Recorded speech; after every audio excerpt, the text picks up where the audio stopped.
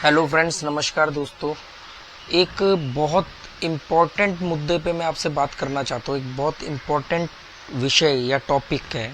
हालांकि विषय विष के समान होता है, इसके बारे में फिर कभी बात करेंगे। पर एक टॉपिक बहुत इम्पोर्टेंट है। अगर आप इसको समझ गए या आपने इस पर बिलीव कर लिया तो आप यकीन मानो दोस्तों, आप जो चाहोगे, ये बात ध्यान रखना, जो चाहोगे, जहां तक सोच सकते हो वो चीजें आपको मिल जाएंगी और बहुत जल्दी मिल जाएंगी। एक बोर्ड गिरा है, वो हमसे पहले यहाँ पे एक आर्टिस्ट रहता था, उसके मॉडर्न आर्ट का बोर्ड है, उसने पेंटिंग करी हुई थी, वो गिर गया। बटरफ्लाई, यहाँ फूल उगे थे अभी सुबह, बहुत प्यारे प्यारे। पर वही जो मैंने बताया ना कि हम जिंदा फूल को पत्थरों पे चढ़ा देते हैं। 3-4 फूल खिले थे, रेड कलर के, पिंक कलर के, और इतने अच्छे लग रहे थे। मतलब अभी हमने उसको ढंग से निहारा भी नहीं था कि कोई और आया और उसको तोड़ करके ले गया। तो दोस्तों, इम्पोर्टेंट टॉपिक है, एक सिद्धांत है। वैसे मैं इसके ऊपर होम स्कूलिंग की क्लास लूंगा अपने बच्चों को समझाने के लिए, पर अभी मैं जनरली ऐसे ही बैठा हुआ था तो मुझे लगा कि चलो आप लोगों से इस बारे में बात करनी चाहिए। तो थोड़ा बहुत आवाज़ का कम ज़्यादा हो तो आप कोऑपरेट कर लेना, थोड़ा बहुत फ्रेम आगे पीछे, और आप करते भी हो, क्योंकि हमारा मेन मकसद कंटेंट के ऊपर है। ये सिद्धांत है, बहुत इंपॉर्टेंट है, इसको समझ लेना। आपका पूरा धर्म, पूजा, आस्था, आपके रिजल्ट सब इसी चीज़ के ऊपर टिके हुए हैं, ये बात ध्यान रखना। ये सिद्धांत है आकर्षण का सिद्धांत, लॉ ऑफ अट्रैक्शन। अब लॉ ऑफ अट्रैक्शन या आकर्षण का सिद्धांत, जो भी लोग इसके बारे में थोड़ा बहुत बेसिक जानते होंगे उनको तुरंत ये लगेगा कि अरे यार, ये तो सीक्रेट की बात करने वाला है। सीक्रेट एक रोंडा बर्न की बुक है, जो बहुत बेस्ट सेलिंग बुक है, बहुत पॉपुलर हुई थी सीक्रेट। उसके ऑडियो बुक बहुत वायरल हुई थी, बहुत सब कुछ ऐसा चला था।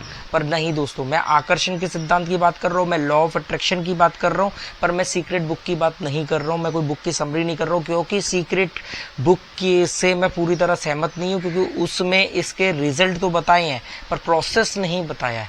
अगर आपको उसमें रिजल्ट बताएं कि ये आकर्षण का सिद्धांत पे आप बिलीव करोगे तो आपको कैसे कैसे नतीजे मिलेंगे, पर तरीका क्या होगा ये नहीं बताया गया, क्लियर नहीं किया गया इसके बारे में। तो उसके लिए आपको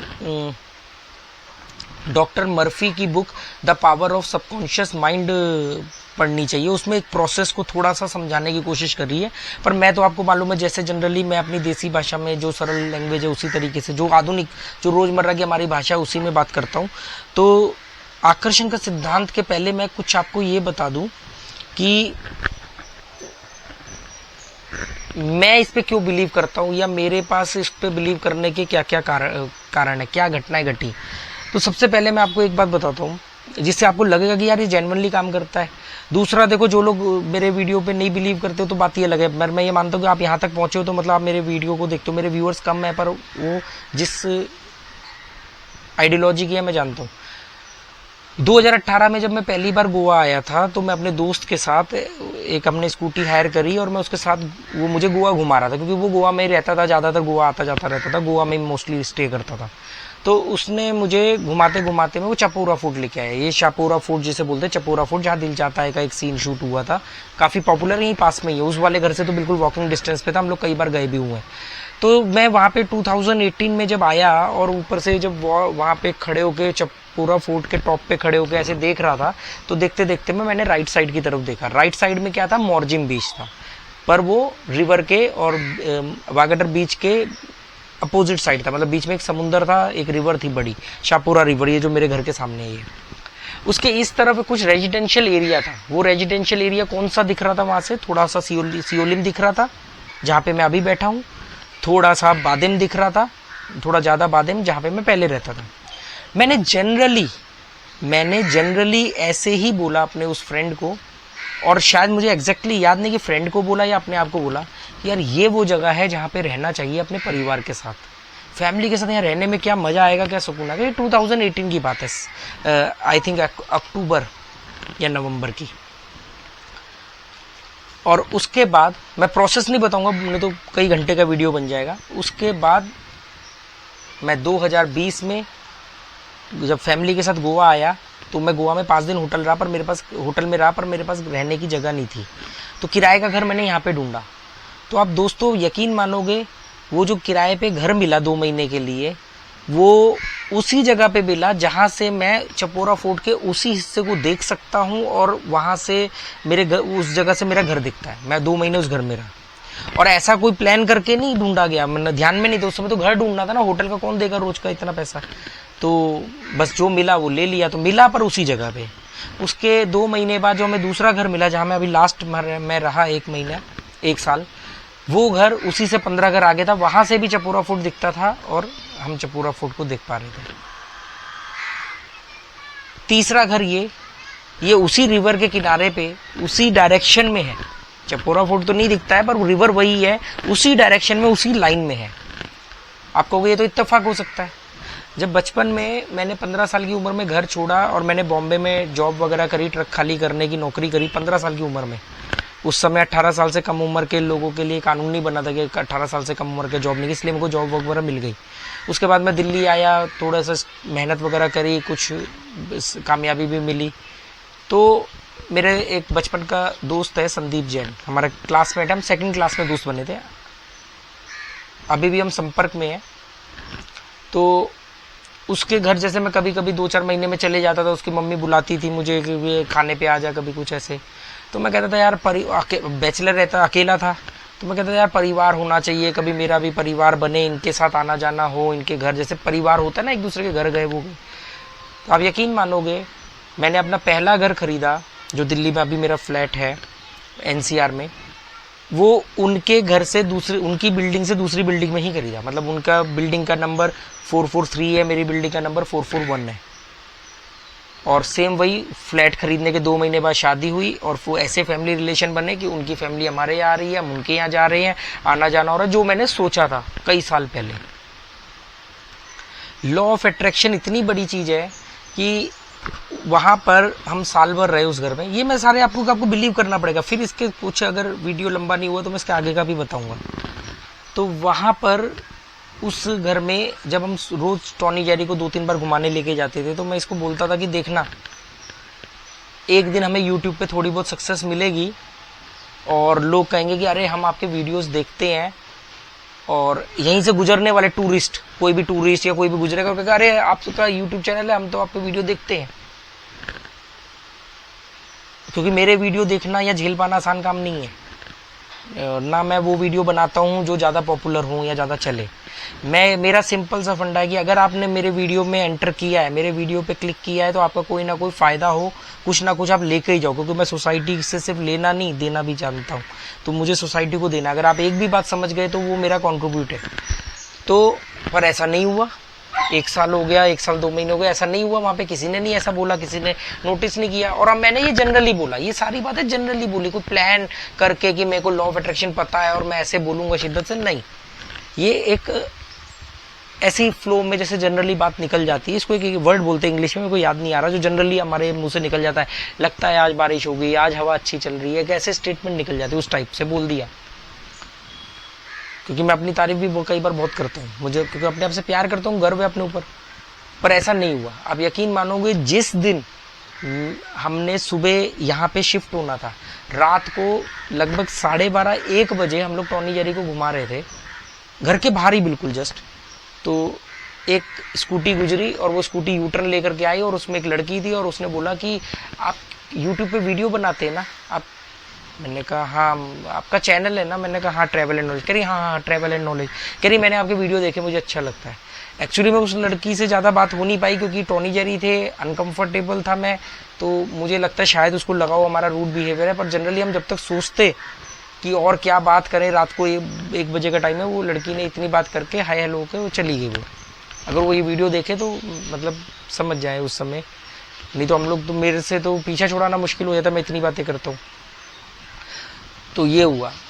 अब आपको याद है, मैं मालूम होगा कि मैं होम स्कूलिंग लेता हूँ अपने बच्चों की, जो, और वो होम स्कूलिंग, कईयों ने पूछा कि स्टडी मटेरियल कहाँ से है। कोई स्टडी मटेरियल नहीं है, मैं उनको सिर्फ वो बातें सिखाता हूँ जो जीवन में काम आने वाली है।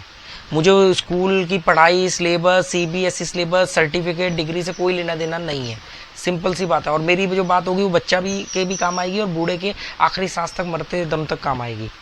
तो मैंने जब होम स्कूलिंग का फैसला किया, लॉकडाउन थे, पैसे वगैरह थे नहीं, आज भी नहीं है पैसे वगैरह, मतलब ऐसा नहीं है।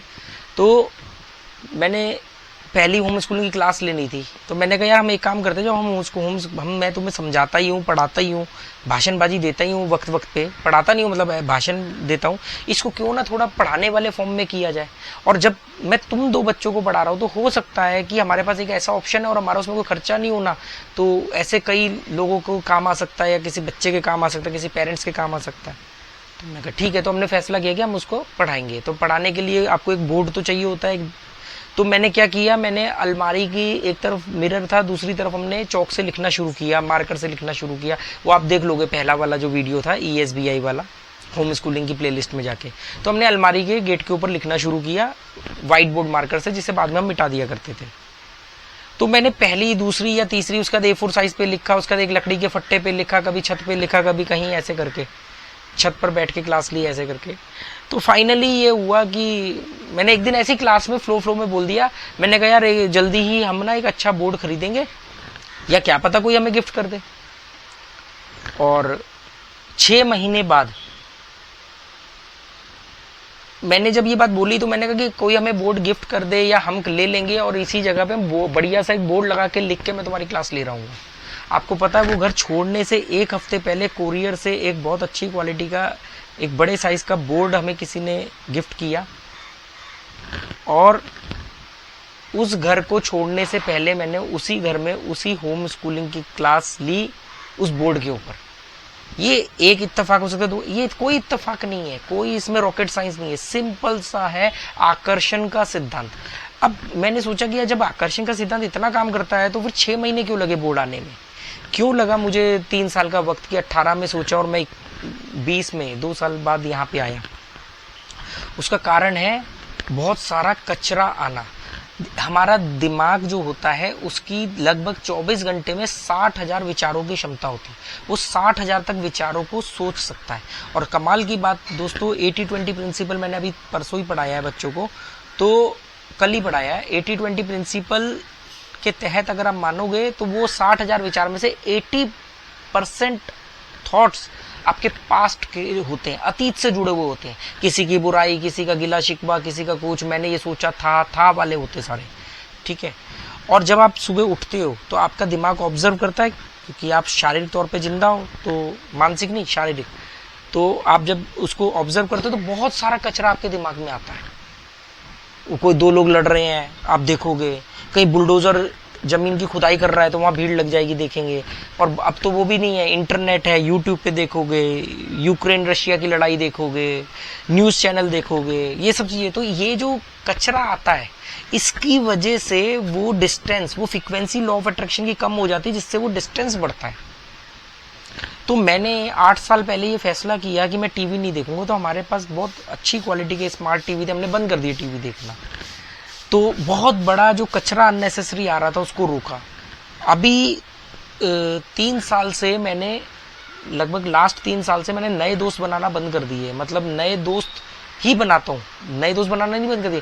पुराने दोस्तों के साथ 80% दोस्तों से मिलना जुलना बंद कर दिया। दोस्त थे ही नहीं, वैसे ही मेरे जैसों के दोस्त होते भी नहीं है।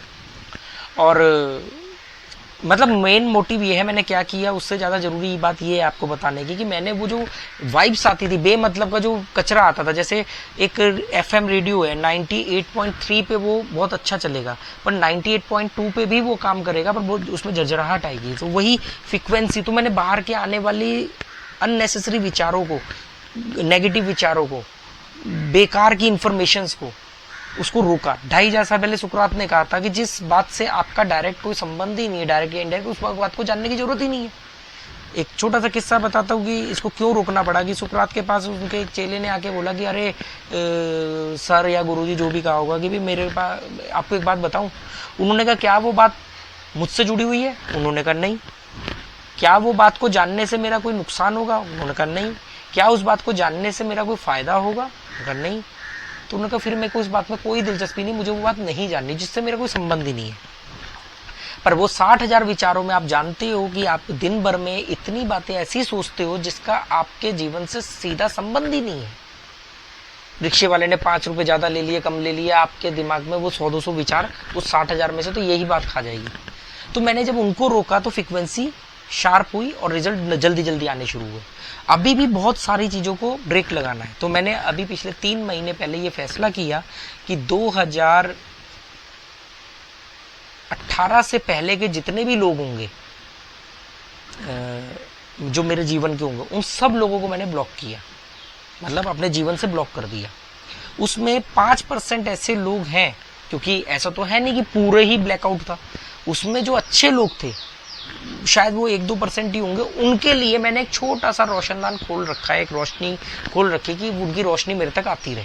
बाकी जिनमें खुद में ही रोशनी नहीं है, जो अपने बारे में जानते नहीं और ब्रह्म की खोज करना चाहते हैं, उन सब तमाम लोगों को मैंने ब्लॉक कर दिया। मेरी जैसे बुद्ध की कोई दिलचस्पी नहीं थी, मेरी कोई दिलचस्पी नहीं है ब्रह्म, ब्रह्मांड, आत्मा है नहीं है, जन्म मरण, ये पुनर्जन्म क्या होता है। सिंपल सी बात है, मैं पैदा हुआ हूँ ये एक सच है, और मैं मरूंगा ये सच है।